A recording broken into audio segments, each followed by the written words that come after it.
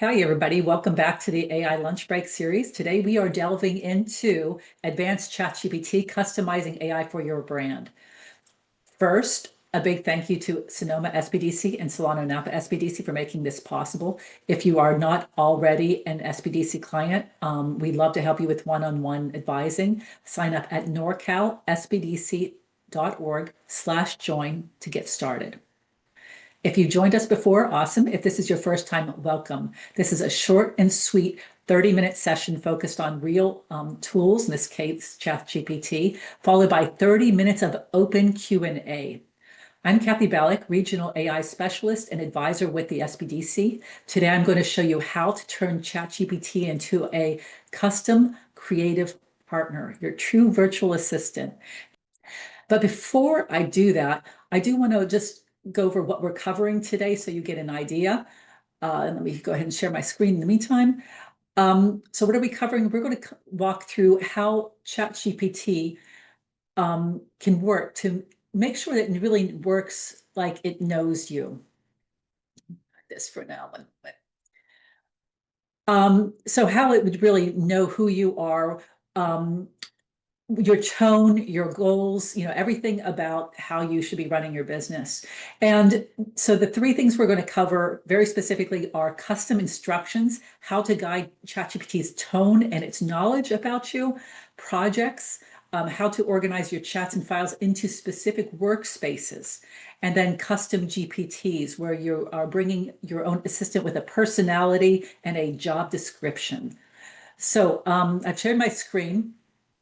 And customizing ChatGPT makes it smarter and faster, just more consistent for your business. It saves you from repeating yourself. It helps you get responses in your voice aligned with your clients. But before I even go into that, I want to share one small thing with you, which is just a comparison of a chart that I've done with features of the free version versus paid version, because I know some of you will be using the free version. So here are the main things that are different. We're going to cover custom instructions, and you have them both in either version. There's memory, which is we're going to cover as well. And there's a somewhat of a difference. So memory, there's a lightweight memory, holds a little bit less things in the free version. And then the paid version has longer term memory, greater personalization.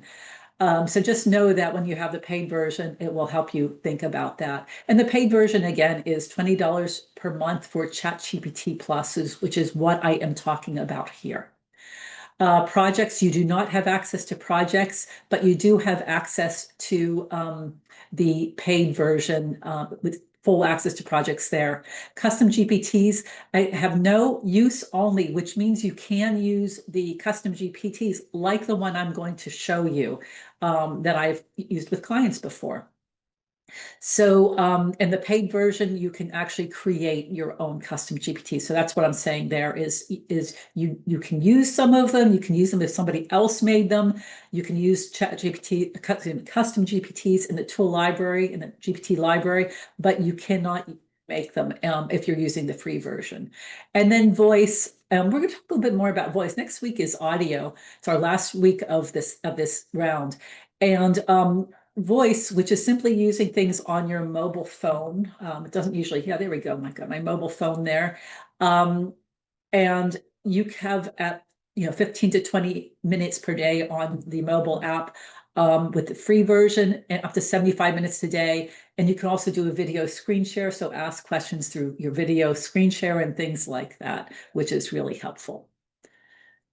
Okay. So if you're in the free version, just clarifying, you will still benefit from custom instructions, which I'm going to show right now.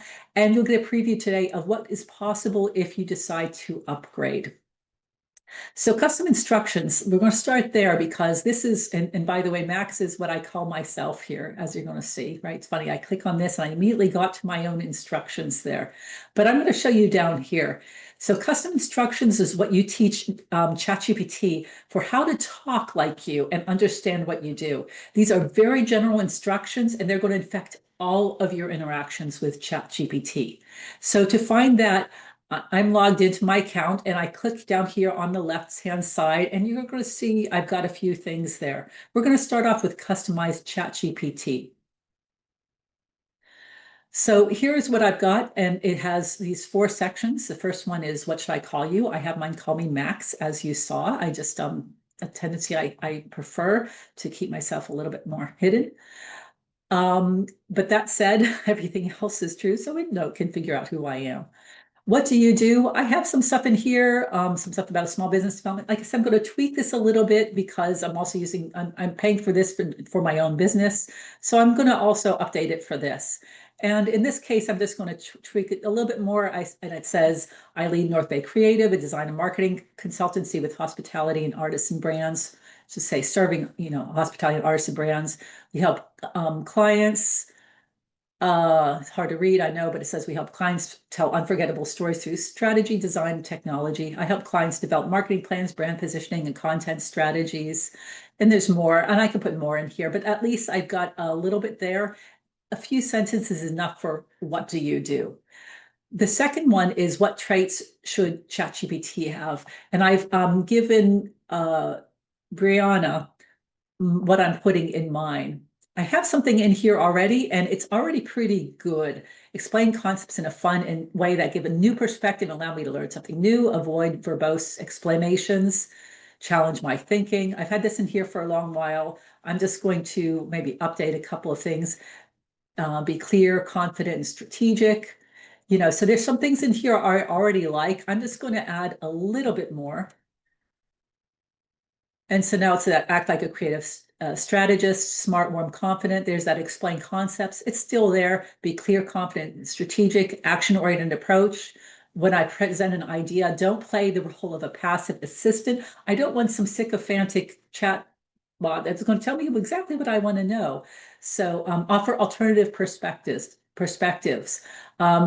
Keep forward thinking, innovative mindset. Your goal is not to argue for sake of argument, but help me consistently refine my conclusions. So I'm trying to give it the kind of interaction that I want. And then my voice is sophisticated, curious. I prefer clear, minimalist language. Again, Brianna is going to share that with you, so you know what I'm putting in there. Because this is a bit long, and I don't want you to copy what I put in mine, but I want you to think about what you put in yours. And then anything else that ChatGPT should know about you. I'm a marketing professional in California wine country. I'm keen on using it. I also put this in there. I especially enjoy traveling and bicycling and other hobbies, including pickleball and exploring, because I like when it can relate to me and give me examples in that. And I'm just going to add one little extra thing in there, which is just use droll humor now and then, right? So I would prefer that if it did that. Advanced is going to give me my capabilities. I don't see reason to turn them off here at all. The main thing I want you to get out of this is, first of all, be honest and specific. Tell it what you really do, not a resume blurb. Include who you are, but also who your audience is, and mention channels that you use, anything specific about the kind of formats, templates that you prefer. Use adjectives, and you see things coming up there. Warm, witty, bold, helpful, whatever it is, use those to describe, and also tell it what not to do, what to avoid. No jargon, no length. How long should it be? I think I have in here, I don't like emojis because it really goes crazy with the emojis. So I get tired of that. So I say that. And I just click save. Oh, it's too long. I've gotten too long with my new one. So there we go. And this is so for sake, I'm just going to cancel out of this for now because I'd only changed this middle one. So even the one I just gave you is a little bit different because it's a little bit too long. So it's going to keep you for the number of characters. So so that's how you're going to update that again here. And I'm going to click this again because I found this by I go click customize ChatGPT is how I get to that. But also there's something else here I want to show you, which is under settings. So I click under the business and settings, and here specifically is something that's really important, and this is my memory. And this is how it's going to remember our not our transactions, our interactions. So I turn memory on. I have a reference chat history on. Am I sharing stuff? Yes, but I do have other things limited so that it doesn't go ahead and use my information for its own purposes. So when memory is turned on, it can remember helpful facts about you across all your sessions. So here are the reasons why to keep this on. It will give you continuity across chats, meaning that you don't have to repeat your preference each time, which saves you time and gives you smoother interaction. It will personalize your responses. It gets to know your preferences over time, whether you're using it for brainstorming, content creation, ongoing projects, and it becomes more efficient because it can recall those past projects. It can recall those preferred formats or frequently used instructions that you give it. So here's also another tip that I'm going to give you is that what happens if you're doing something like for a sensitive topic? You're usually, you have your memory on and you don't want it to remember something that you do. Or let's say you're doing something for somebody else and you don't want it to get influenced by those kind of interactions. There's something up in the right-hand corner here called turn on temporary chat, and you can just do this. And you'll notice it says this chat won't appear in history, use, or update your memory, or be used to train our models. And there's other ways of turning things off to train the models. For safety purposes, we may keep a copy of this chat for up to 30 days. And I'm just going to turn that off. But there is, so that it is a little bit of a workaround with this. And I will say, keeping, whether you have memory on or off, I would always not use sensitive information in whenever you're using chat, just ChatGPT. Just don't, any AI models, be careful with what you put in them.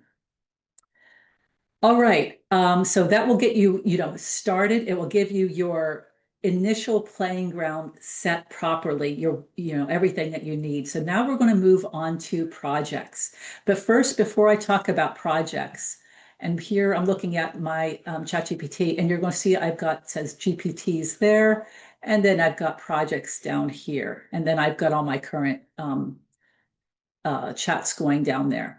So a project is a dedicated workspace. You can think of it as a workspace for keeping like your chats, your files, your instructions for a specific workflow. You can keep them all in one place.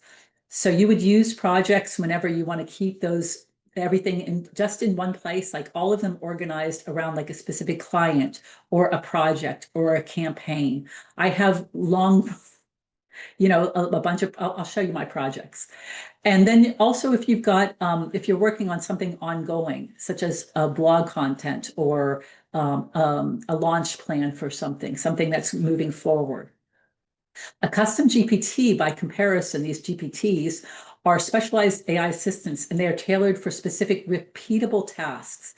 You would use them whenever you want any kind of thing repeatable, like client onboarding or proposal writing, something like that, where it's going to be doing the same thing each time. And if you want to create a specific, like, let's say, assistant with a unique tone or a job, so like a script writer, a marketing coach, think of these as those virtual assistants for your GPTs. And also when you have unique consistency behavior, let's say somebody who always speaks in your brand voice is when you're using that. Okay, so on to projects.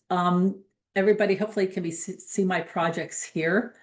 So I'm going to first show you an example of projects, of one of my projects. But I just, again, want to emphasize you're going to use projects to organize your work, custom GPTs to think about kind of how you shape how the work gets done, if you break it down into that. So you're going to see I have one for SBDC clients, for example, which are all the ongoing things I'm working with clients.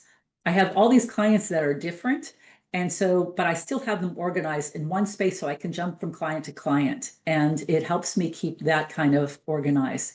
And I'm not repeating the same process with them. I'm helping them with different things. I also have one which I'll click on here, and I can either click it over here and it's going to have a spinner and open up everything here, or I can just simply click it here and you're going to see it come onto my screen. It jumps on, there we go. Whoops, hopefully that won't go back. So there's my AI Summit. This is a project I'm working on right now. Did accidentally hit that other one.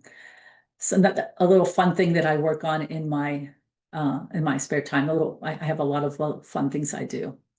It's a little bit slow right now, so I'm waiting for that to come back. Go ahead and find that again. So this is again for the AI Summit. If I can find it, it's just too many things going on. Oh, I'm not under projects.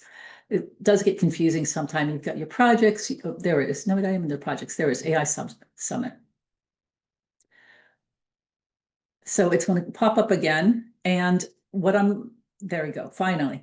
So you're going to see this is where it has everything. It has add files, has instructions.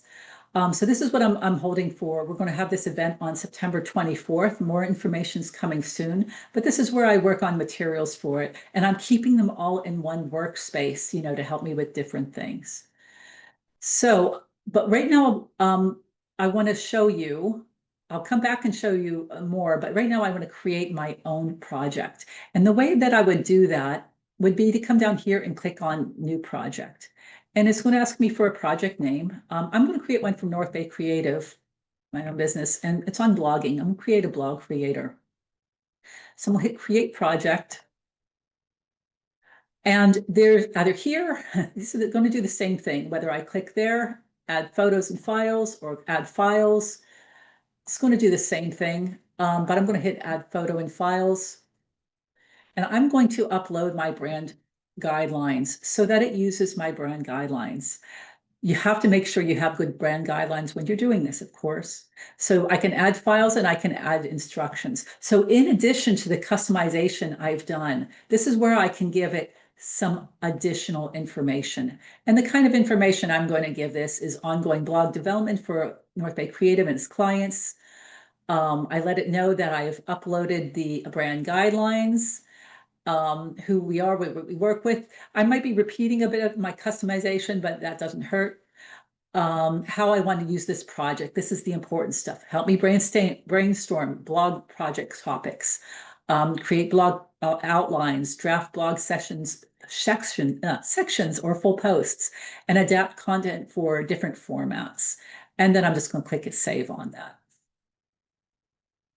And so, I'm not trying to repeat exactly the same thing for this, but I can add a chat in here, and I will just say, help me brainstorm blog ideas.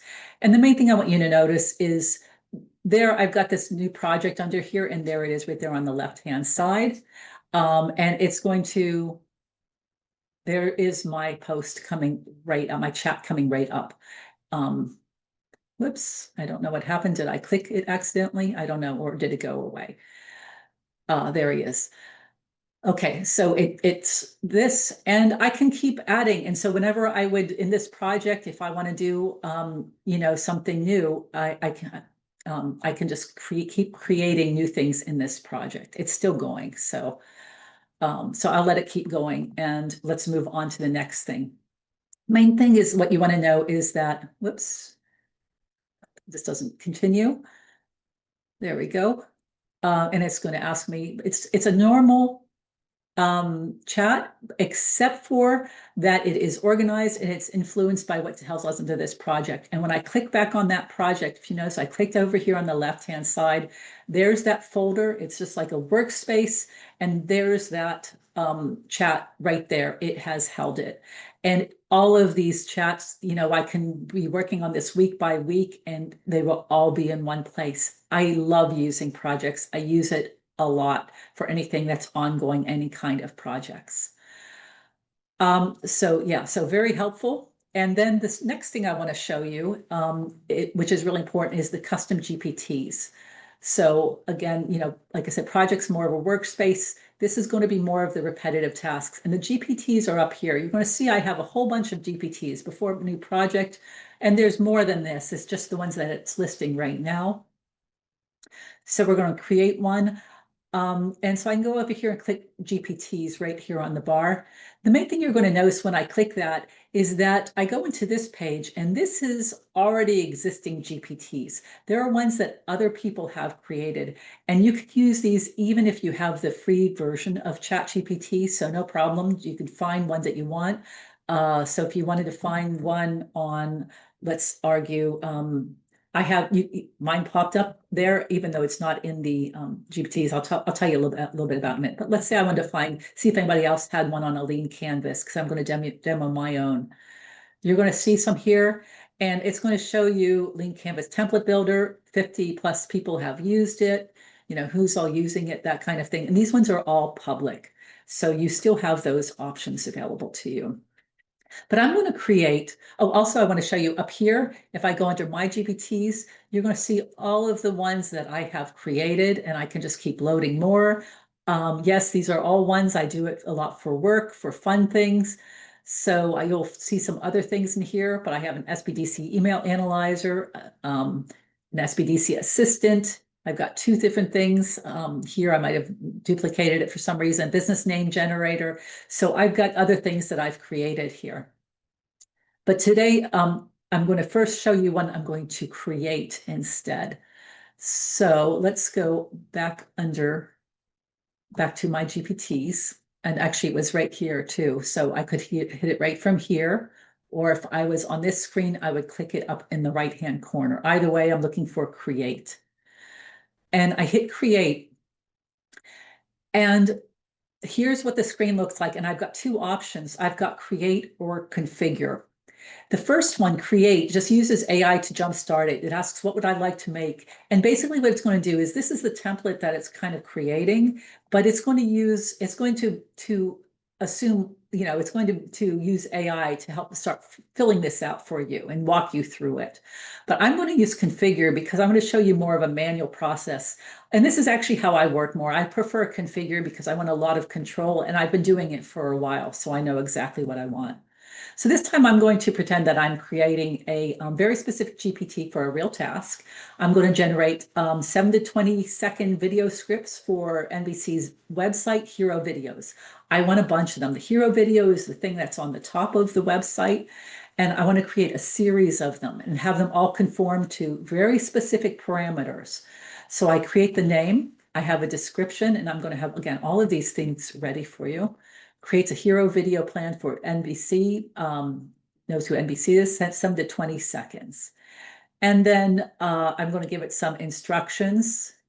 And this is all I'm going to give it. This is plenty for what it knows. It knows who I am. It has all the information about me, about my business. So you are a brand video concept assistant. You write 7 to 20 second video concepts in our tone, blah, blah, blah. You return a 4-column table, script voiceover, visuals, actions, audio, music, and notes, and then personality traits that I want it to have.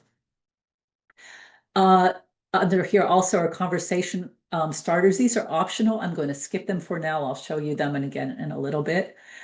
And then again, I really want to be careful to make sure that it's configuring the things. I can upload files. I'm going to upload my brand guidelines. Even though I've uploaded them before, I'm going to upload them again just to really reinforce them.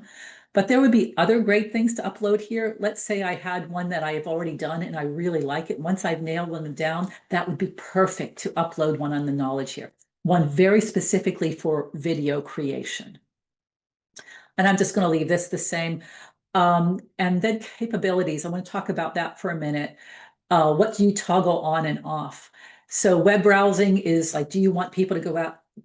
Do you want info about what people are posting online? Do you need real-time information to be included here? For a video, I don't need that. So I can, excuse me, my camera's there in the way. I can turn that off. It avoids hallucinations, any other kind of information that I don't need. Or I could say I do want it on because I want some current information. Let's say I want to include some current stats about some of the things I'm going to keep. And maybe that for that reason, I would keep it on because otherwise I might get more dated information. Canvas for some things like diagrams, flowcharts. I'm not using anything visual in this. I just want a description. I just want this to come out of the table. So I don't want that. And I don't need the video, image generation. Image generation sounds good. It might be used for mockups or illustrations. So I would probably do that in a different program. So, and then I will keep off code interpreter and data analysis because I'm not doing any of that right now. But you can, especially if you're going to do work with your uploaded files, if it's going to actually interact with them in some way, like data analysis, that's where it's going to be doing that. The best practice is to actually only turn on what your GPT needs. It runs faster and it stays on task. It will keep it from doing other things you don't want it to do. So that is why you actually want to choose instead of just saying everything, leave everything on. And then here's use conversation data and GPT to improve our models. I'm going to click that off. And that's how I get a little bit more privacy there. All right, and when I'm done, there's also something here for an image. I'm just going to use DALL-E and let it, which is OpenAI's image creator. I'm going to let it automatically create. And it's going to finally get there.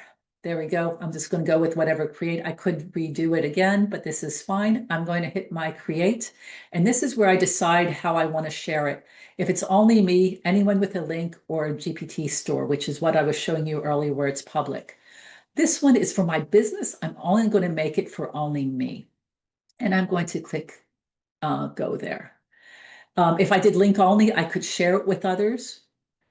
And then I can view my GPT and start working with it directly. And here it is. This is what it looks like. If I had those questions at the bottom, that's how it would look.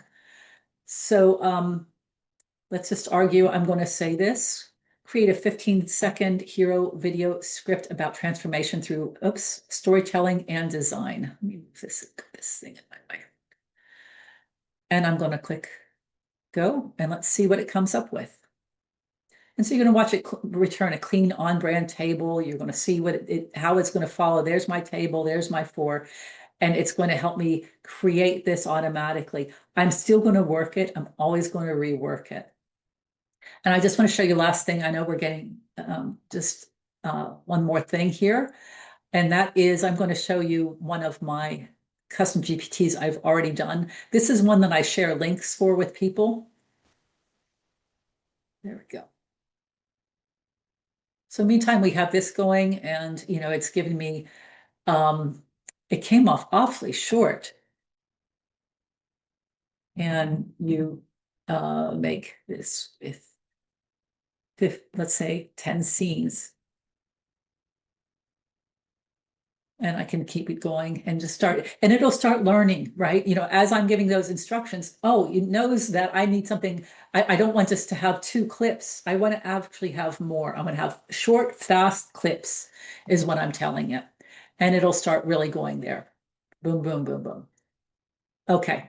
In the meantime, over here, I wanted to show you one that I've already got, like I said, and this is my Lean Canvas guide. This is one I created, and I can click up here and I could edit GPT, and you can see exactly what I did in the background. So I called it my Lean Canvas guide, what it does. And then I gave it instructions about how to work, what it does, start by, this is very specifically connected to the web so that it knows, it can go out and get other information related to the person's business, or it can go out and so like, for example, if somebody wants to write a Lean Canvas and they have a website, they could put in here, help, they could put in here something like, help me create a Lean Canvas for my business. And let's just say that I was going to do Solano Napa SBDC.org. And I could actually put the website in there. And so having the web search on is essential. I have some conversation starters. I don't have any files uploaded because it would be from the back end, but the person can upload files. And just that's what it looks like on the back end. It's pretty amazing, but but if I did this, you're going to see it's going to start walking me through the whole process and just asking me a few basic questions. And then it's going to lead me step by step through each of the 9 steps of the Lean Canvas. So really, once I have this information, we'll start with block 1 problem. So great way of working with that. So we've covered within ChatGPT, we covered custom instructions, how to make sure to train your ChatGPT. We covered projects, how to arrange some of the workspaces, and then some custom GPTs for your repetitive tasks within ChatGPT. Thank you for joining, and thanks to Sonoma and Solano Napa SBDC for making this possible.